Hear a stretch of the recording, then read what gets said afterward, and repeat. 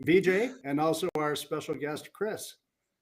Colin, I have to mention as well, just before we get rolling here, we have the most people reserved for any show. I think we're sitting somewhere close to 80 people have subscribed to this particular episode. So congratulations if you made it today thus far. Wow, the pressure's on. Right? Yeah, I know. We actually have to perform for once. Well, it is amazing because we're episode 8. Episode 8. We're going strong. I think that's more than a higher percentage of a lot of people make it with podcasts, and we appreciate everybody. Right? Yeah, really I never even thought about that. And part of it, I think, the success is because we actually have fun. Yes. Right. Yes. So I'll do a quick intro. Is why we're even here is because of Kelly, right? I believe Kelly is he's the rock, right, to all of us, and the reason we all getting together, and even the authentic hustle. So thanks, Kelly. Kelly is the Podfather, as I refer to him. Podfather. He's the great Podfather, and of the Business Development Podcast, and instrumental over 200 episodes, and probably 100 more recorded. Just an amazing feat with everything that's going on, and instrumental in how businesses are being built and changing people's lives. So that's fantastic. And then VJ is Pathfinder, right? He's the founder of Pathfinder Podcast.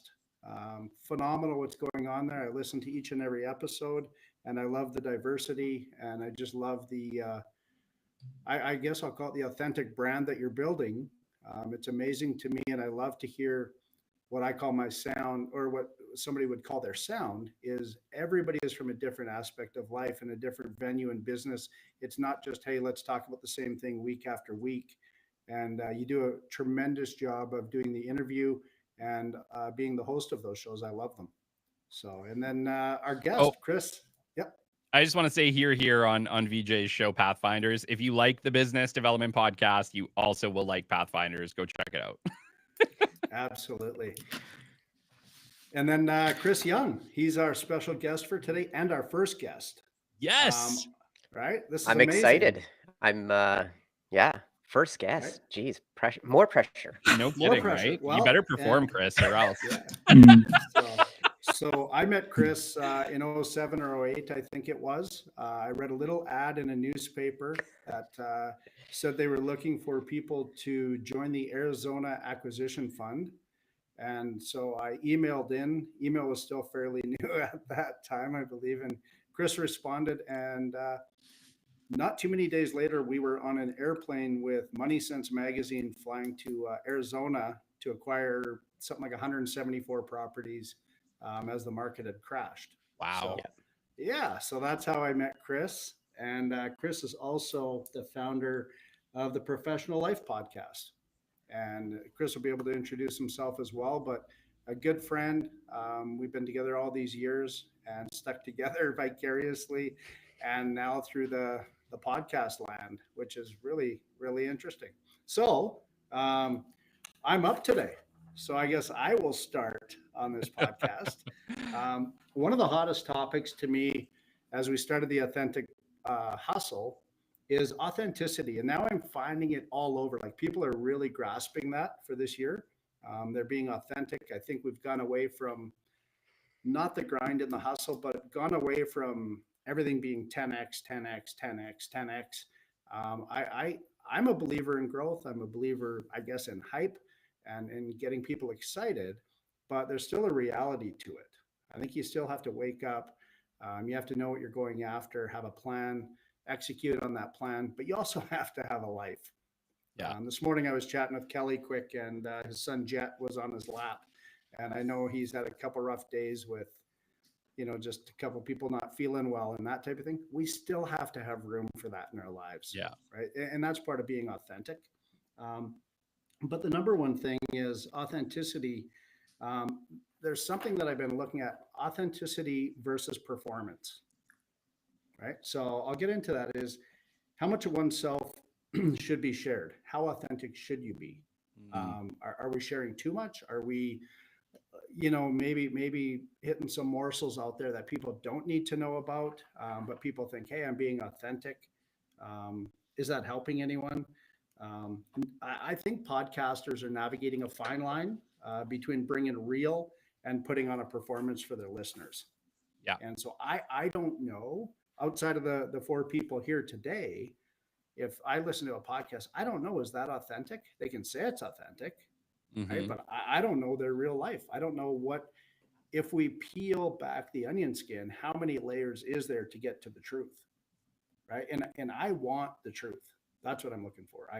And maybe because I think I'm the oldest guy on the show here, and that might be what the difference is, right? So, what do you guys think? Like authenticity versus performance?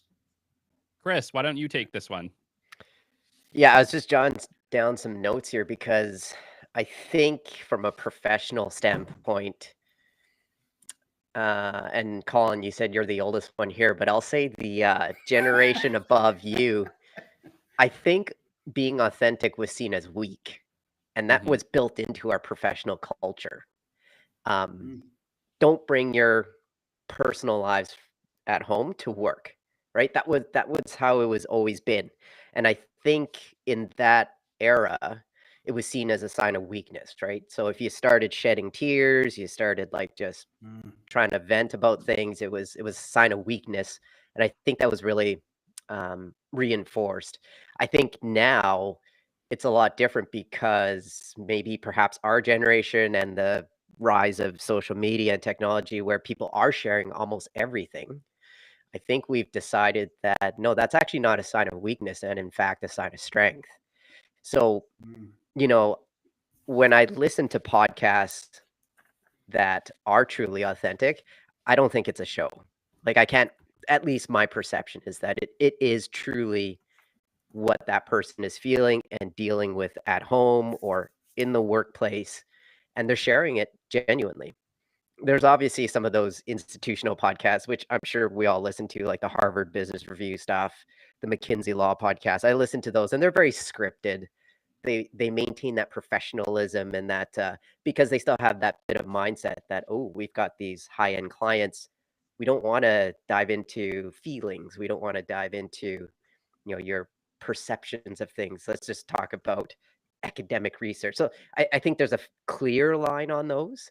But I'm more attracted to, kind of like Kelly's podcast and the podcast where it's really just more authentic sounding, at least. Well, one of the questions that I have for you, Chris, is, I can tell you right now, I've had multiple times where I showed up to the show and honestly, dude, I wasn't really feeling it that day, right? Just wasn't. I mean, I'm a young dad. I got a lot of life. I got a lot of things to do. We just bought a new place. There's always lots of work to do. There's plenty of times, I think, where I've showed up to the show and, I'm a business developer, right? I business developed the shit out of it. I put a smile on my face and I did a great show, right? And nobody will ever know. Nobody will ever know that I was feeling down that day or I was having a tough time or whatever it is. But I think on a certain level, I still show up even when I'm having those moments. Like who I am in my show is who I am in real life. If anybody knows me, they know I talk the same, I sound the same, I say the same stuff. Like it is true, authentic Kelly. But is there not a difference between maybe putting on a happy face? Can you not put on a happy face and still be yourself? I think you can. I think so. I think if that's the persona you want to push out there, Yeah. absolutely. And that's the thing. Like, I'm not saying if you're sad that day, come on your podcast and start being sad. There's ways you can turn that around to a positive, right? And if that's the persona you want to live through your podcast with, absolutely. Well, I think when people come to your show or my show, they're looking for hope. They're looking for inspiration. They're looking for a way forward. They might be in a sad place themselves and they're looking to get out of that. And so I feel like, a slight obligation to always show up energetic, happy, inspired, right? So that I can do that for somebody else. But, I think we all do that. We talked about this a couple weeks ago, and I genuinely think that we can show up authentically, but I think there is still a need, especially in business development. What was the saying, Colin? Mickey Mouse can't have a bad day. We're gonna have Brad Warren on here one of these days, so this authentic person can actually come on and say his line. But Brad Warren taught me once that Mickey Mouse can't have a bad day. He's always got to show up happy at Disneyland, right? And I think on a certain level, that's a lot of us. I think so. Here's the thing, though, right? Sure, put that on and show up to exude that because you're trying to get people to think more positively. But it doesn't hurt to say, like, hey, guys, I had a really bad day because. Sure. And then, and I think that's where that deeper connection can now happen, right? And if I go to that example I used before of the old school way of doing it, you just never showed those emotions. I think you never built that deeper connection with people, right? And so I think it's okay for you to say, hey, I've had a really bad day today, but still flip it and push that positivity that you want to push. Because then I think they go, okay, well, Kelly's a human, right? Like you're not, we're all not that high energy, high level all the time. We can't be. I don't know. Maybe there's one or two people I know that do that, but I think for the majority of us, we can't do that. And we can't live that 24/7. And I think that's where, you add that humanity, I guess, behind your persona.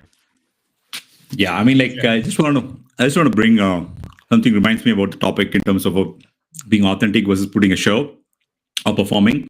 I was consulting for a firm at the time, and there was this like coffee room chat like next to the water cooler, and someone was talking about, hey, what's your Facebook? Let me add you to the Facebook.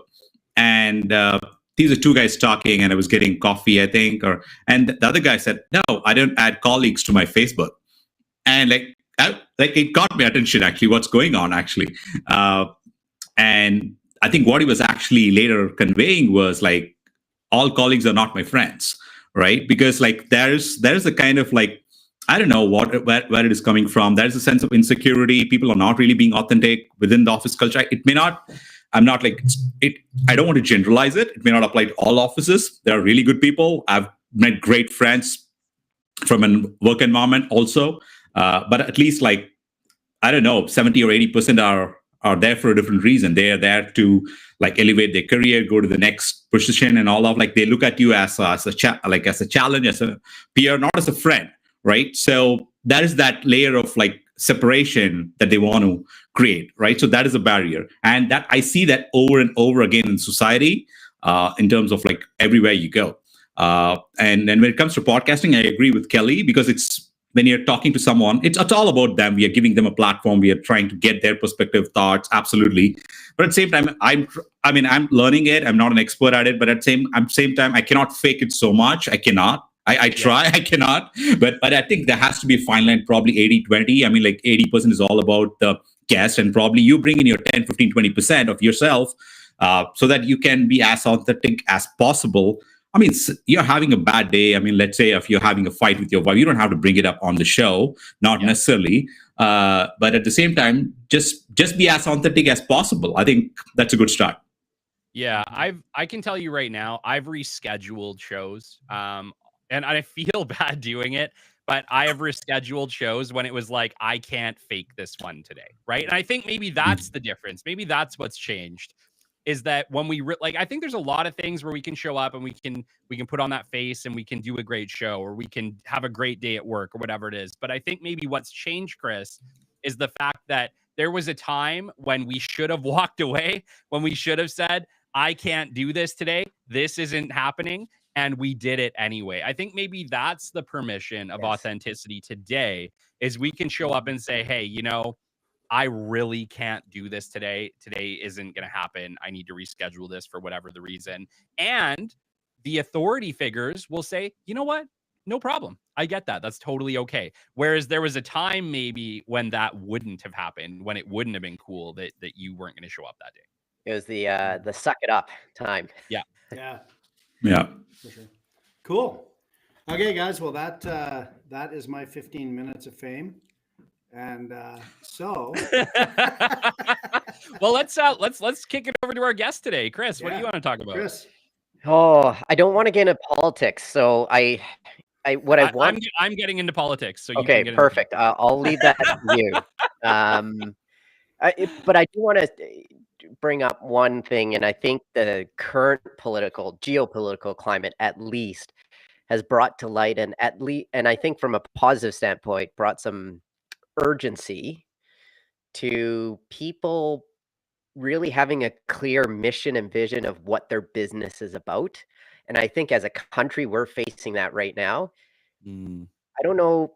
I would say, at least since I started my business career, we've always said, as an example, Canada needs to diversify. We can't just be relying on the US.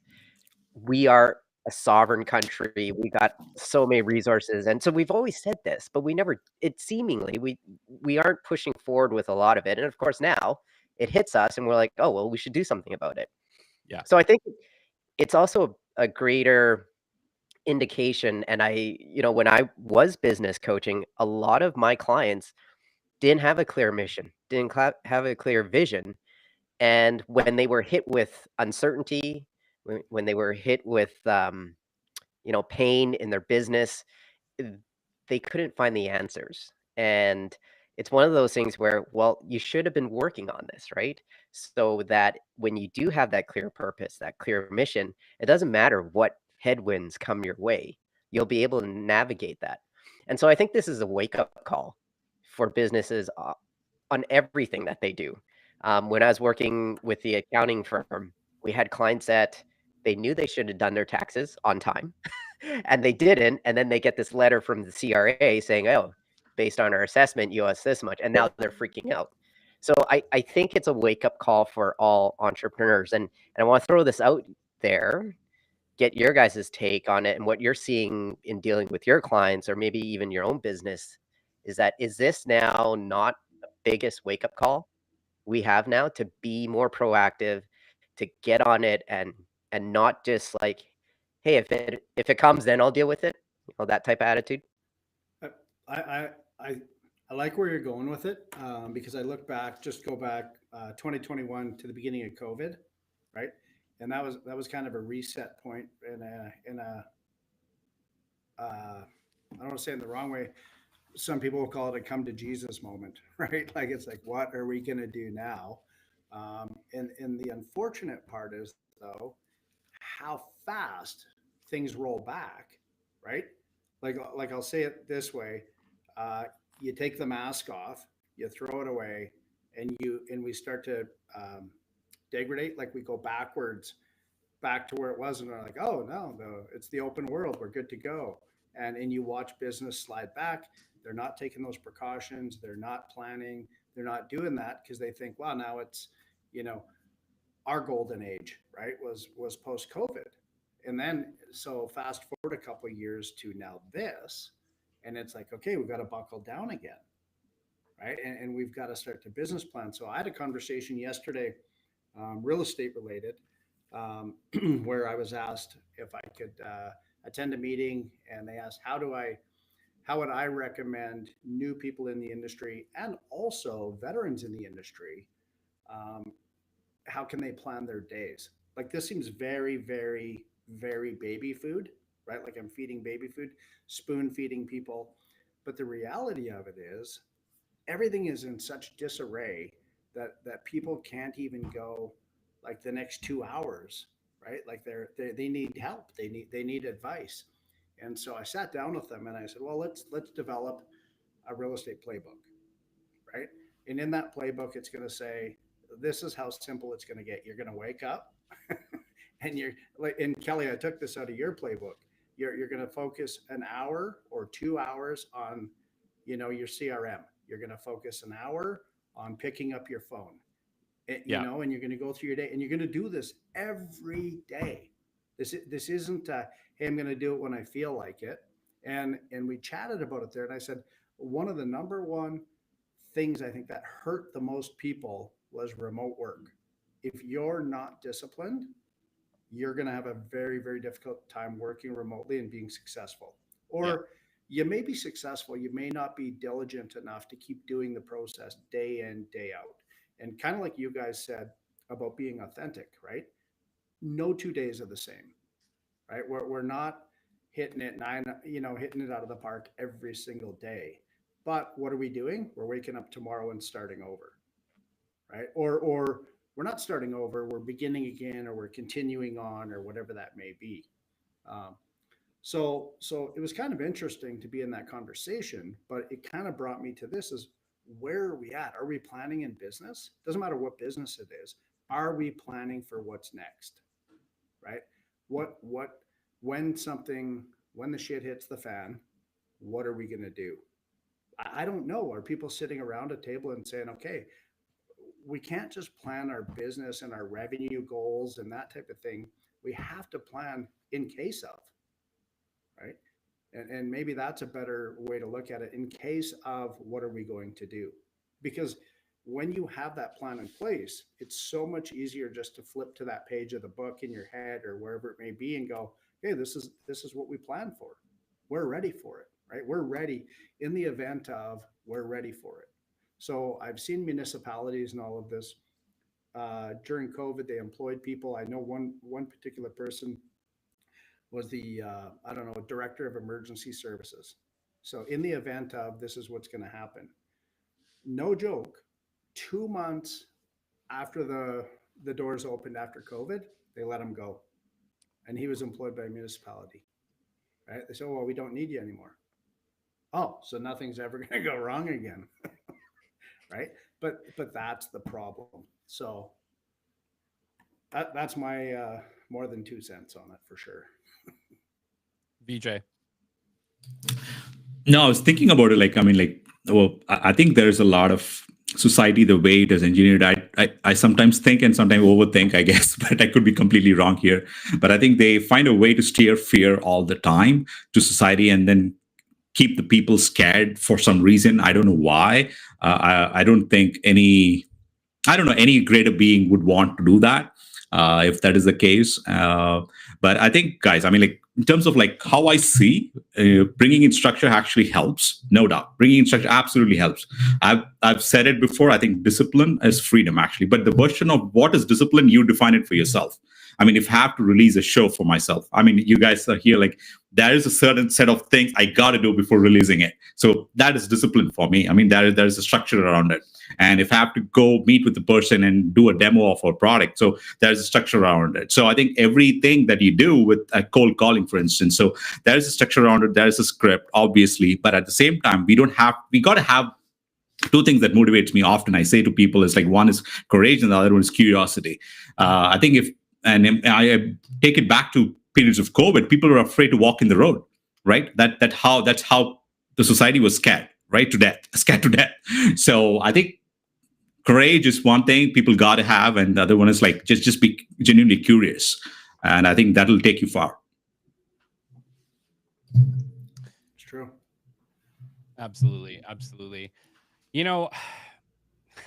I agree with you completely, Chris, but is this really at the hands of business? And I get it. If we put enough pressure, things change and all, right? But every province in Canada is in it for themselves, right? And, I'm going to get into this a little bit when I talk about, the next part, but we're not designed, or at least we haven't been for a while. And I don't understand why, but it seems like every single province in Canada is trying to protect themselves from the other provinces in Canada, right? It's all this protectionist values where it's we don't really care about what happens in Saskatchewan or Ottawa or whatever.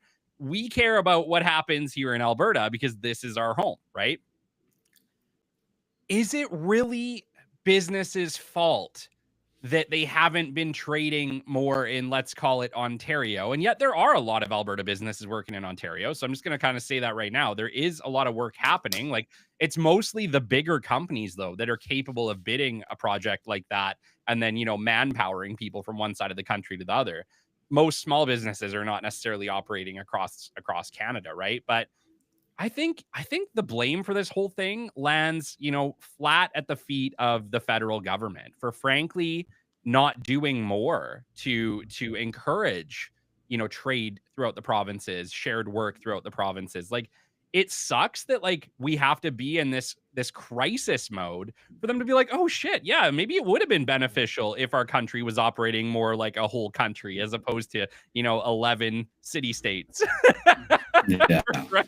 Like, I don't know, man. I don't think there's an easy answer to this. I don't know why they did it that way. I don't know why we've been so protectionist, but I think look outside and look what's happened. This is what the protectionist values have done. Yeah, it has. My very first career was actually a social studies teacher, and if you look back far enough in the building of Canada beyond Upper and Lower Canada, Yeah. that's when provinces created their boundaries, and there was fear that, if one provincial government gave more subsidies for a certain industry, that it could decimate another industry in another province. So hence the barriers came up. We developed as a country much differently, right?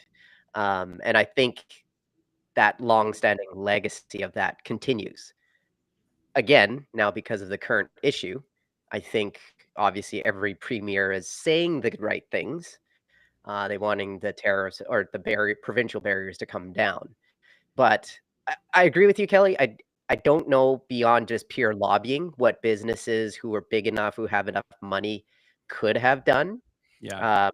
But I think from a business standpoint and dealing with your own, not being proactive on your own items, I think this is a wake up call from that standpoint. But yeah, it's tough. Lobbying is not an easy job, and you're right. Mostly the rely on the big companies and who have deep pockets and consultants that they could get in to really drive that change. It's tough.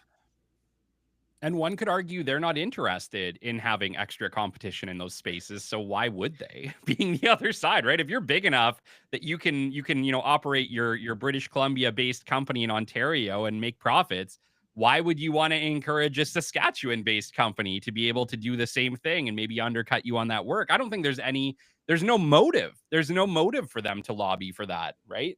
Yeah. And you might be bringing this up in your talk, but I think that's where the vision of what the politicians have for our country and our provinces come into play. Anyways, I'll leave that for later. Absolutely. And my thought on it is, and I've had this one for quite a few years, is patriotism in Canada, right? Is always, I've always looked at it like it's very weak, right? And that's what causes separation more than anything to me.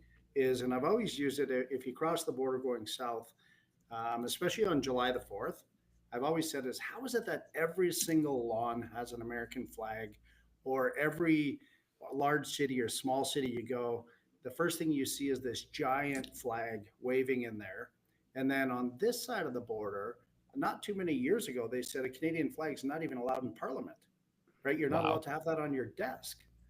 And I'm like, okay, so what caused all of this over time? That type of leadership really implants that into. So my kids went to school, in the last 20 years, right, from first grade now into university. None of this is ever talked about. This is just what they get, right?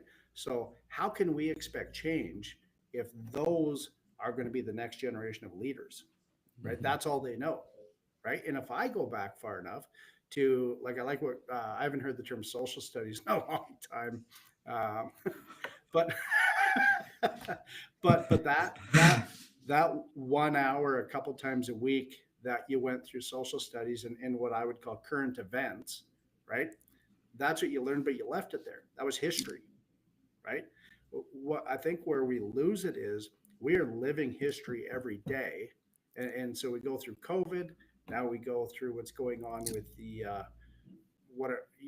political landscape in Canada and what's going on in the US, let's say for the last decade, right? Into what's going to happen tomorrow. I think if we can break down these barriers, in North America even, right? Or maybe more so like Canadians, my one business, we're looking at Europe, we're looking at Australia. We never had to before, but like you were saying, Chris, like now we never even sat down and said, if this happens, how are we going to react or respond, right? Now it's like, oh, now we got to start we're starting from the first grade, we don't even know. Right? Yeah. So I'll put that on us, as we never thought it would ever happen. So we never thought of making a plan for it. Yeah. And so what do? We don't hit back until we're hit first. Right. So I kind of find it interesting, the elbows up, they're calling it, right? Um, the elbows up movement or whatever. And it's a little corny, right? It's a little whatever. But I understand the premise of it and why they're saying it. But when you say elbows up, right, we're gonna fight back. Okay, for how long? Let's see Mhm. how long this lasts. So let's just say Tuesday comes and goes, and it sounds like tariffs are gonna not be what they were. We'll see what the fallout is. How quickly you go like this and the elbows go down, right? Because after all, we are Canadian, and I just want to see, right? Chris, we'll have you back on the show, and we'll talk about that and see where we're at that point. Well, Right? I saw. Yeah. Sorry, go ahead. as not to give a history lesson, but we need to to answer some of the what you brought up, Colin, is you have to understand how our country was formed compared to how the United States were formed into America. They went through a battle, right? They took up arms. They went up against the British Empire. We never did as Canada. In fact, we're still the part of the Commonwealth. And so how we became a country and why we say sorry all the time was there was less of that. I mean, there was the battle between the British and the French, but we developed without going up against the empire. So in the US, that generational patriotism Mhm. flows through. That's why you see that, because if you go back far enough, they all remember what they had to do to separate from the British Empire, and it was Yeah. a fight. So to your point about now, the whole elbows up, all of a sudden, I know we're not in actual war with the US, and if that ever did come, the elbows are coming down as fast as they went up. It'd be very quick. It'll be very quick, but that's the thing, is like this is the first time we've been almost like bullied a little bit directly without the politics behind it. It was just flat out, you guys are bad, Canada, and we're like, whoa, wait a sec, what? And so that's why you're seeing the elbows up. So again, not saying we're rebelling against the Americans, but this is the first time I think as a country we've kind of went, oh crap, somebody just said we're not who we are and we're fake. Mhm. And now we got elbows up. So it's the different dynamics of how each of our countries came together. Not saying either one is right or wrong, but No, but you know what? I really appreciate not being coy, the history lesson, right? Because it brings a lot of perspective to what we're talking about. Yeah. And it's real, and that's what I think we need to hear. That's what needs to be preached from the mountaintop, so people understand, why are we doing the elbows up? Why are we different than they? Why are they so patriotic and we're not? Right? I get that, because I say, if you trip somebody, I say sorry to somebody. Right? Sorry that VJ, I'm sorry that Chris tripped you. You didn't say it. I know. You're all right. I'll But be I better know next him. time, I swear. Right? So It's anyway. yeah, it's interesting. But what about this other analogy, never pick a fight you can't win, right? Like what about using our brains too? Like I do think at some point we need to wake up and say, if you can't win a fight, don't start a fight. And I think in the case of Canada and the United States, as much as I love Canada, I'm a Canadian, it's not a fight we can win. Why in the world are the smart people not stepping up and saying, you know what? I think we need to talk this out. I think we need to have a conversation, because we can't win this fight. So why are we even trying? Yeah, I mean, like, I haven't watched the elbows up movement actually as serious. Every time I saw that post, I scrolled it. I never got my attention for whatever reason. So I couldn't comment on it. But is there a one-line version I can hear so that I can quickly respond to what it is? What would be the one-line version of elbows up? Ooh, Chris? the one-line version. I think it's Two lines are good. yeah. Like I mean, it's it's protecting Canadian pride, essentially, right? Like we're defending ourselves, elbows Got it. up, right? Got it. Yeah. Got it. Understood. No, I think the topic, Kelly, can I go next or you want to go? All yours, brother. Shoot. All right. No, I want to bring a topic. I think it kind of like it could be a response to elbows up. I don't necessarily know, but it can be controversial. But like, yeah, please like push back because I'm sure I'll get pushback on this. I've looked at like corporations and where people give different titles and like you're the VP of this, president of this, all of that. People take it too seriously. I mean, you go have a dinner with someone. Hey, I'm a VP of X, Y, and Z. That's their identity, right? The title kind of like never fascinated me as a concept, actually. The same thing goes with where you live, actually. The brand that you pick, the Levi's jeans that you pick, the city or the country even, actually, it doesn't make any sense. I'll tell you why. Because people talk a lot about sovereignty, but they rarely talk about individual sovereignty, right? Because as an individual also, you have every right to be a sovereign individual, right? When you define freedom as a concept, right? People often talk about freedom of money and everything, but at the same time, true freedom is also freedom of time, freedom of location, right, and also freedom of money. I'll give you an example. Let's say there's a doctor, right, in Vancouver, Toronto, Edmonton, wherever. There's a doctor practicing his like medical thing, and he would probably have like 200, 300K sitting in his bank account, but he would barely get 3 or 4 weeks of vacation a year if he's lucky. I don't consider that as a freedom at all. He's not free. He's bound to seeing the next client because what happens is because that elevated lifestyle that he has created for himself, he's probably bought a couple BMWs, whatever. I love BMW, by the way. But like I'm just saying, like the elevated lifestyle that he has created, he's trapped within that. So that doesn't give him freedom. It's kind of more of an entrapment more than anything. So, I mean, look at it in a way. Let's say you're sailing in an ocean and there's an anchor. If you want to stop, that's fine. You want to put an anchor. But let's say the same ship has like 20 different anchors all around the ship. Can the ship move faster or slower? I'll give you one more example. Let's say you're traveling in a car. You want to travel 100 kilometers. Let's say every kilometer there's a stop sign. How fast can you go? So that's how I see, because all the governments and everything, I mean, personally, this is the 14th city I'm living in. I think I'll live here for a longer time. But at the same time, I grew up in a city. I was so attached to it. I couldn't go anywhere up to my 10th grade or something. I lived there. Then I moved to a different city because my father's and mom's work and everything. And that's where my brother grew up. Me and my brother are like 9 years apart. Like that's why he grew up most of his life. And for him, that's everything. He cannot move out of that city like ever. He tried going to a different city, stayed there for 3 months, but had to come back to the same city, but he could never move out of the city. I asked him multiple times. No, that's his comfort zone, actually. I mean, I wrote a post about a year ago. Nothing is more important than the time that you need. In fact, you don't need any reasons to take the time for what you need best, right? People often complain, right? So you cannot keep complaining but not do anything about it. To change the situation, comfort zone should threaten you. I've seen numerous examples where they complain all day long but do nothing to change the situation or the circumstance. So that's why I insist not to focus on the title, brand, city, country. None of this actually matters.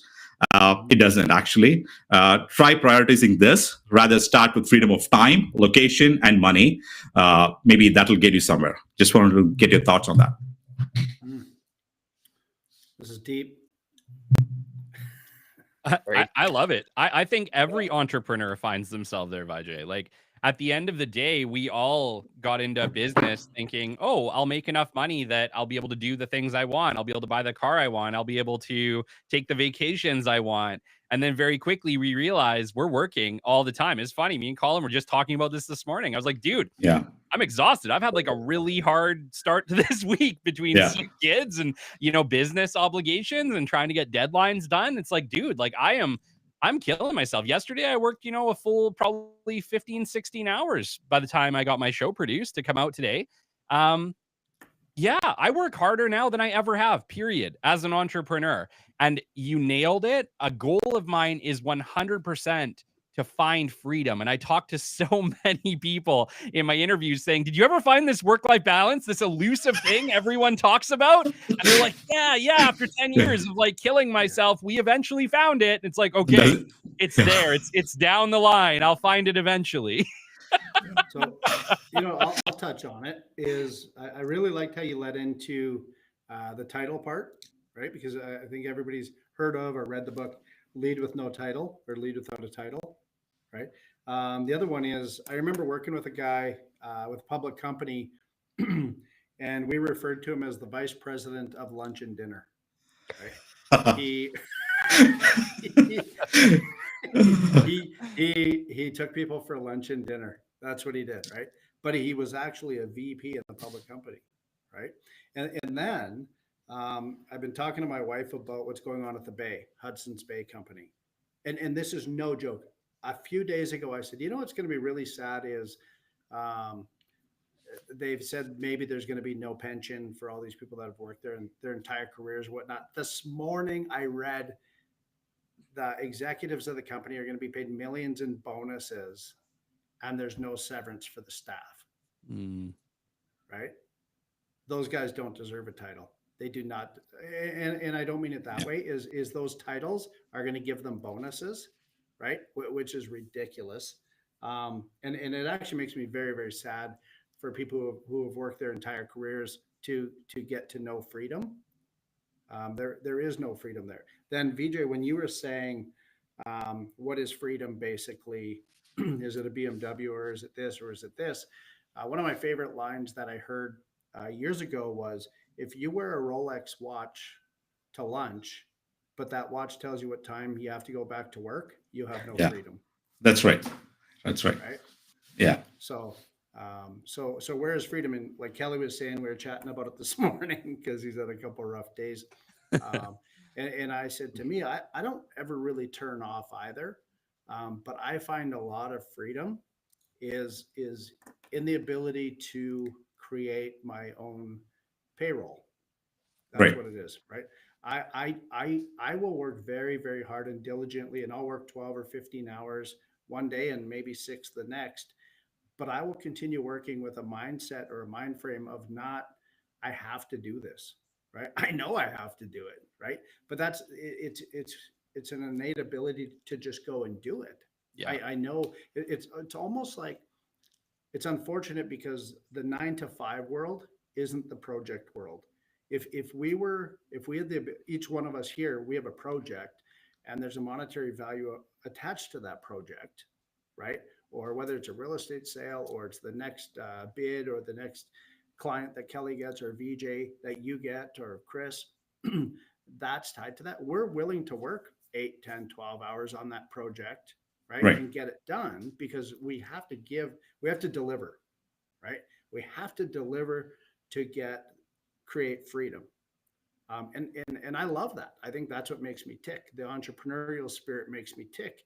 And that's what makes me do yet another one, right? Or yet venture into look at another business. I met with a serial entrepreneur yesterday. He said he needed to meet with me. I'm a little bit of a sounding board for him, and I love being that. And he's very good for me on the opposite end of that. And he came to me and he had 3, it's like, I'm working on these 3 projects. No joke. These are ridiculously large. Like, I mean, when he throws the dart, it's like, poof. and he's like, what do you think? I'm like, good. Good. Like, go after them, right? Like, like seriously, like, and so he rode to my office on his motorbike. I actually asked him if he was playing Danger Zone because he looked like Tom Cruise. And then he lays down these 3 giant projects that he's thinking about, getting into. And then we went for lunch. And at the end of it, I thought about it and I'm like, holy crap. Like I've seen where he was and where he's got to and where he's headed for. Right. But if he worked for somebody and had to do that for somebody else to buy that Rolex or somebody else to have the freedom, I don't think the drive would be there. No, I don't know. I'm not him, but I know for me, I spent 17 years doing that just to be told, hey, better luck next year. Exactly. that was great. That's harsh. Yeah. There's nothing better than, wow, is there something wrong? No, why is that? Why your EBITDA is only 40%. Yeah, there's a lot wrong with that. I love. I can't wait to interject, Colin. Something I love about the annual "quote unquote" appraisal meetings. I like to mock it a little bit. I mean, you go sit in the meeting with whoever is doing your appraisal and whatnot. Yeah. There might be 1,000 things you might have done. Probably 980 things you might have done right. Still, there are about 19, 20 things that they pick on, and it's like, it's so. It's so funny to even have that conversation, like to do that over and over again. I couldn't help but share that. But sorry, guys. It should just be called the no raise this year meeting. yeah. Are you giving a raise or not? Is it a yes or a no? Oh, okay, I can save the time, brother. Colin doesn't have the right title to get that raise. I remember being in a performance review one time, and I was probably 30, and my boss at the time was 64 or 65. And I remember I'm just sitting in this giant leather chair, right? And this giant desk, and he even had his own bathroom in his office. and I remember he's going through, he's saying, this is great. And it was out of 5. Everything was out of 5. And then attendance. I said 3 out of 5. Like, I don't even take days off. Like I work. And he says, well, we're in different cities, so I don't know if you're there or not. Honestly, and I said, no. I said, this is on my record. This is going in my file. And he says, well, I don't know. I said, well, my results prove that I'm there, right? And this is 20 years before remote workers even existed. And you know what? Those are the things that stick with me, right? That's not freedom. Right. That's just this crazy way of doing business that they do.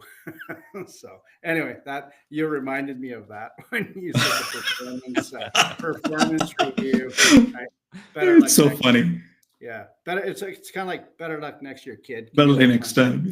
Punch in the shoulder. Meanwhile, I'm knowing there's 15 grand. I'm not getting paid. Right. Not a big deal. You know what? Keep it for the corporation. It's all good. Yeah. The corporation needs the Rolex. All right, guys, are you ready to talk some politics? You ready? Let's do it. For our Trudeau. Sorry. For our Americans listening, they announced the Canadian election finally. Should have been announced like a month ago, for goodness sakes. They finally announced the Canadian election on Sunday, and all Canadians will be going to the polls on April 28th. And we have to talk politics right now because it's been an interesting launch to the campaign. And I don't know if I've ever seen a campaign launch quite like this one. So, it feels like we have 2 parties right now who are literally campaigning on the exact same campaign because apparently the Liberals weren't able to come up with their own. It's very curious, right? Mark Carney rolled out policy after policy that mirrors Pierre Poilievre's axe the tax, cut GST on new homes, reduce income taxes. He even dropped his tax plan just one day before Poilievre, just with a smaller number. It's been interesting, guys. It's been a really interesting launch. And, that carbon tax repeal that he did on day one and kind of touted like, oh, we've cut the carbon tax. We did what we said we were going to do. Well, they did it with an order in council, not legislation. And so the funny thing about that is it's like a government saying, yeah, we're just going to put that to the side somewhere where we have super easy access to it later. And with a strike of a pen, we got rid of it.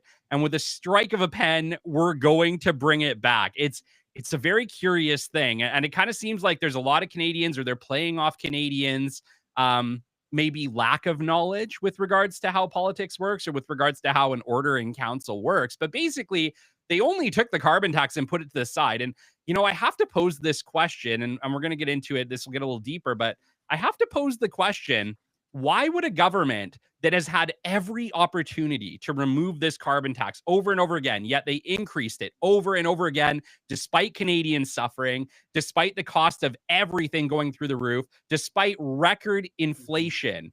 And now suddenly they're just like, oh, you know what? Yeah, we don't like that either. I'm not buying it. I'm not buying it. And I got to have your guys' take on it. I'll start, I guess. Yeah, it's a soft spot, real soft spot, especially because I'm in manufacturing, and it hits us hard. And the hardest part is to watch somebody say, okay, well, how dare you with these tariffs? This is gonna crush us. This is a death-defying blow, really. And for sure it is for me as well, right? It could be, but the carbon tax, we just take it. Nobody fights back. We just accept it, and it's hitting percent on.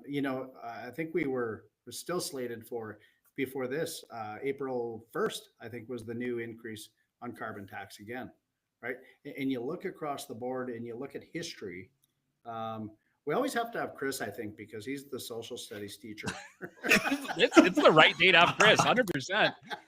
um, but if you look at it and nobody says anything, right? Or they do, but you know what? Us four here, we say it to each other. We don't take it. We have to start to take it to the streets and Yeah. try to make change. That's the big part. And I get it. Like what you're saying, Kelly, I agree. Why are we not doing anything about it? Why are we allowing, one government say the government that put it in to say, oh, we're going to get rid of that, right? And Sorry. here's the underlying tone. Where is it going to be made up, Yeah. right?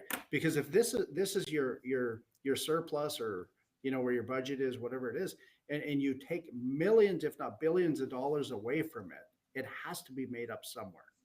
Yeah. Right? Whether they take it from somewhere else, and and it's kind of like what's going on with Doge.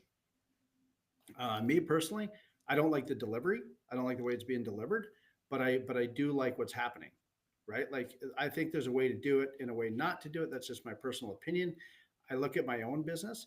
If there's inefficiencies, you correct them. That's what you do. You don't just let the same thing go on and on and on until it's out of control. And if it does get out of control, you fix it. So Kelly, I'm there with you on the what's happening in the political landscape. Can I speak to it better? I'm one of those people that watch from the sidelines and say something needs to change. I need to step in the ring. I guess you know what? I have to eat crow sometimes, and I'm okay to admit it. I guess it's elbows up, right? Like internally, we have to do something, right? Like say something, and we have to do. Like I taught this old. I don't know if it's a golden rule or whatever it is. If you see something, say something, right? Yeah. But I think as Canadians, we see it and we just let it affect us, right? And we complain about it, but we don't do anything about it. And I'm looking at me in the mirror here. Oh, me too. I'm Yeah. a business Right, owner. right. And what do I do? It's so Canadian. It just Right? is. Like Yeah. if I hear, like I hear this over and over and over with electricity and natural gas. Oh, it's all riders. Like there's $100 on every invoice I get that is just administration costs or whatnot. So what are we going to do about it? Complain about it. But what are we going to do about it? Well, I'm going to talk about it at the hockey game. So what Yeah. are we going to do about it? I'm going to complain about it. And if there's the next election, okay. So what are we doing about it? Nothing. We're paying. Mhm. You know what I'm going to do about it? I'm going to pay that invoice. Yep. Right? Yeah. Yeah. And so I know. It's so annoying. and I hate that we're like that. And I here's the do. reality is what has to happen is I don't agree with just doing something regardless. I'll say Trump style, right? Okay, that's not right. So we're just going to stop it. And everyone's like, oh my God, you can't just stop it. I just did. Actually, I just did. And we're not doing that again. Right? Like, how do we put our foot down, and how do we, like, boycotting, standing on the side of the road with a sign that says no to Colin Harms, right? Okay. And I drove by and I saw the sign, and boycotting doesn't work. Lobbying, like who was talking about lobbying, right? Well, lobbying without action does nothing. So, Chris, you're in the political, I shouldn't say political landscape, but you've sat, I think, more than anyone here with lawyers, more than anybody, right? That's a landscape where maybe something can be brought forward. I've had the privilege of, working in the legal industry, especially with a global law firm. And unfortunately, I can't divulge too much as the No, law no one firm will know. No one will have know, their Chris. NDA. But No one no, will but know. I want to Just saying. share though. It'll be secret. It's a secret. No, Yeah, no one can watch this. It's just nobody listens. no one watches it. Nobody listens. You know what, Chris, send it to us on Messenger No, and no, include. Signal. I'll send it to you. Signal, yeah. Signal is better, yeah. Yeah, I heard that's super secure. Watching that unfold has actually been a bit of a show there. But so a couple of things I do want to address, because I actually have I've sat with actually a former prime minister as well. I've had the privilege of doing that in my career as BD at a legal firm.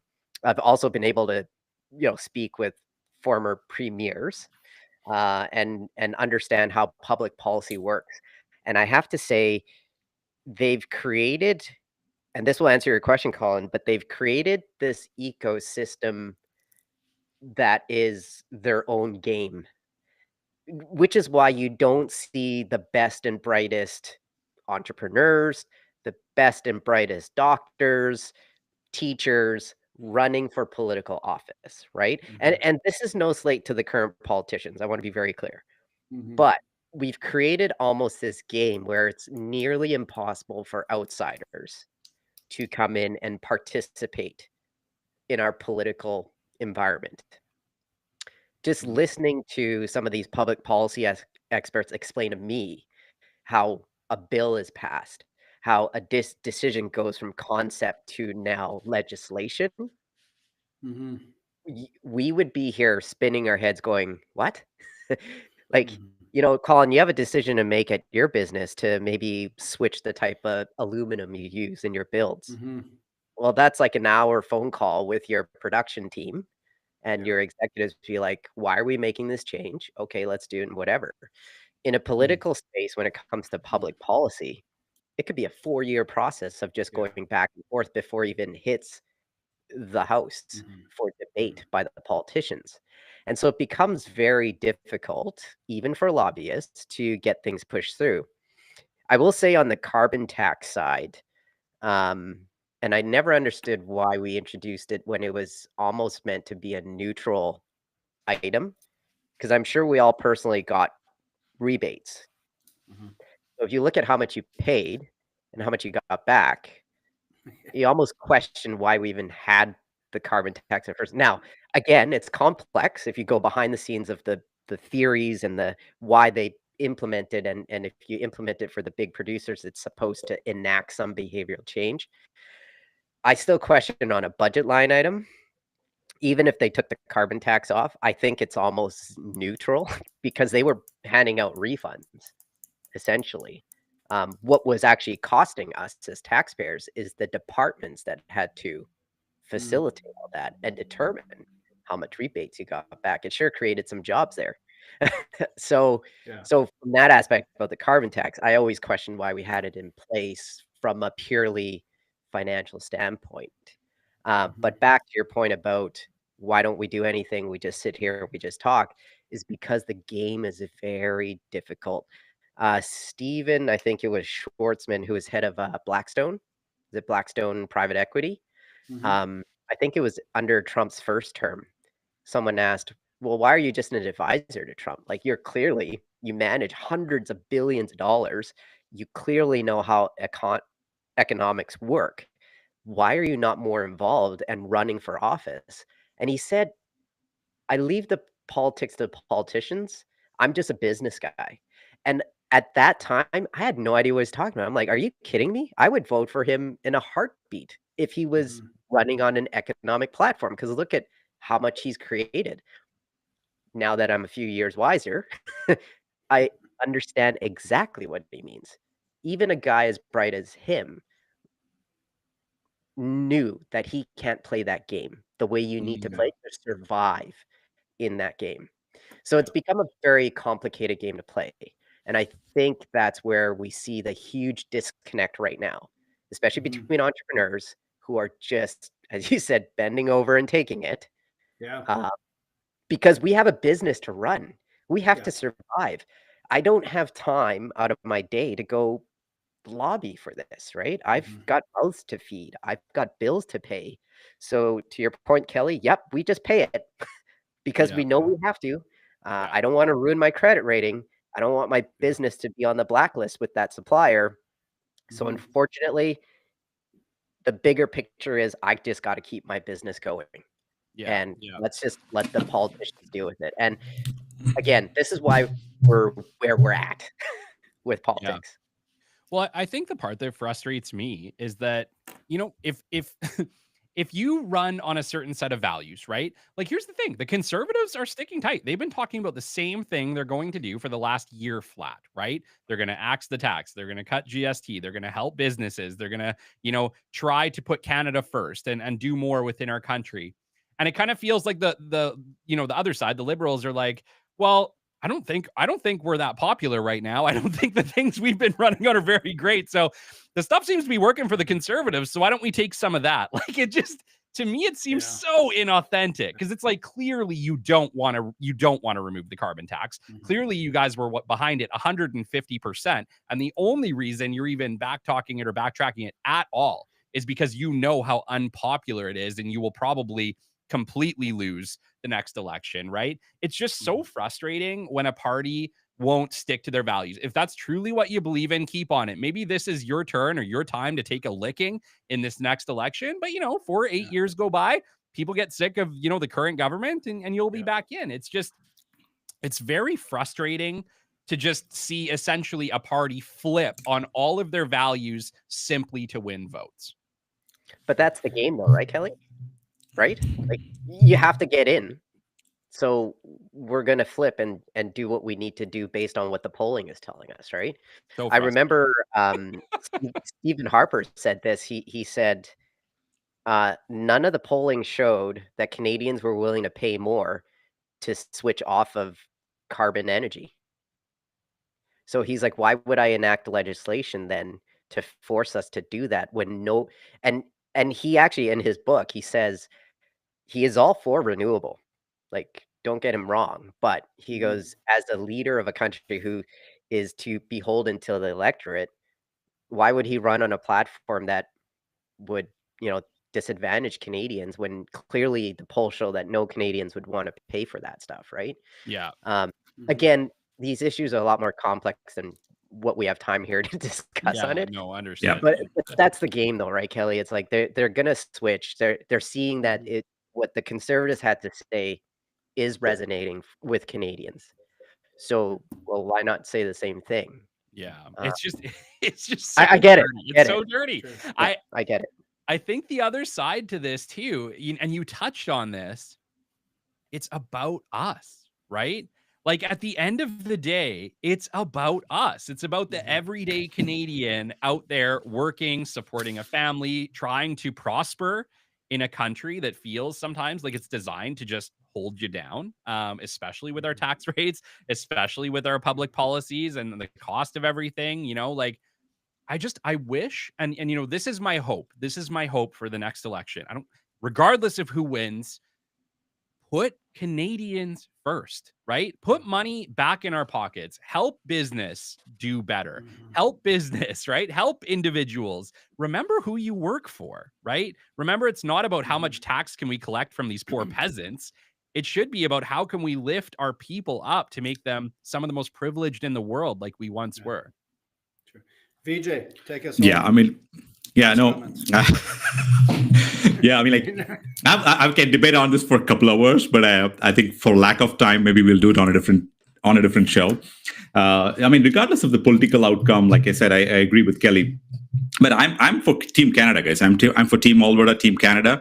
In terms of, like, I'm from an abundance mindset. I want the country to, like, grow like 100 times faster, like even better. It's not just getting more people in. It's actually being economically thriving, right? That's where I want the country to be. Right now, if you count Canada, there's probably like 15 to 17 cities that you can count with your finger, probably like the Montreals, the Calgarys, and the Edmontons, and Lethbridges, and the Vancouver, right? So you get it. So it's probably 15, 17, less than 20 cities.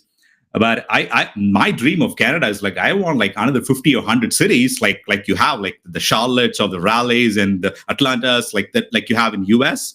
That's what I want. I want international airports, right? I think I'm speaking from an abundance mindset, because the way, I mean, I've sat with like 500 million, $1 billion like CEOs. They are very normal, everyday people. And once you understand that, they are also people like you and people who represent us. Government, guys, I think we overcomplicate it. I mean, I'm speaking to myself here. It's basically for like, it's of the people, by the people, for the people, isn't it? And when someone is actually representing you, your community, your city, they should act in the best interest for that city, for that community. I mean, do this for a greater cause. Pay extra 100. I looked at my last month or the month's prior bill. It's for $450 of energy bill. I was paying $74 just in the federal carbon tax, right? Just doesn't make any sense. I mean, like, what are we trying to save here? I'm actually losing because like millions of people and businesses, if they do that, they're actually getting poor by the day by paying for this stupid thing. I mean, like, it is what it is, and it doesn't make any sense. And to all due respect, Carney, I don't think he has a chance to win at all. Not getting political here, but at the same time, Pierre Poilievre, I don't think he's doing enough with his campaign and stuff. He says act the tax, do 15% and all that. I don't think, guys. I mean, look at Canada is competing at a global stage. It's part of the G7, G8 and all. That's great. Yeah. But the future countries are built like Dubai. The future countries are built like Singapore. No capital gains tax. No taxation, right? That's where people want to be. People are building every business in the world. They want to have a headquarters or a second headquarters in Dubai. Why? Because of the whole thing, right? It's not about avoiding tax or anything like that. I mean, you're making $1 million and you want to give like 500,000 away for what? Seriously, I mean, that's my real question. Yeah. Well, actually, I want to take this back a little bit to where Chris had went, where Chris had kind of brought up like, hey, yeah, we need to unify this country, and we're hearing it on both sides, right? Carney's talking about one Canadian economy, Poilievre's talking about Canada first. But nobody is talking about, one, how do we do it? What's the plan to actually unite this country? And two, nobody is talking about the real divide, the unspoken divide of Canada, which is the East-West divide, right? The East and the West are very different places. And there are a lot of Canadians in the West who do feel like Western alienation is a real thing, who feel like we don't get a fair deal in Confederation. I think one of the first shows I talked about was talking about, the payments that the West makes specifically to essentially Eastern Canada. And then also the disparage in the voting bloc, in, the fact that essentially Ontario and Quebec make up 50% of the entire voting population of Canada, right? And the rest of us just kind of get tossed in, and hopefully, but basically the argument in that was that the entire Western Canada could vote one way and still completely lose the federal election, and how unfair that is, because half of the country wants a different thing. This is no different than the United States. The United States is in the exact same divide that we are in, but I think it's very unspoken. It's like we all know it, but nobody's talking about it. Mm-hmm. All right. Well, fellas, I think we're going to have to say goodbye. That's a wrap. That's a wrap, hustlers.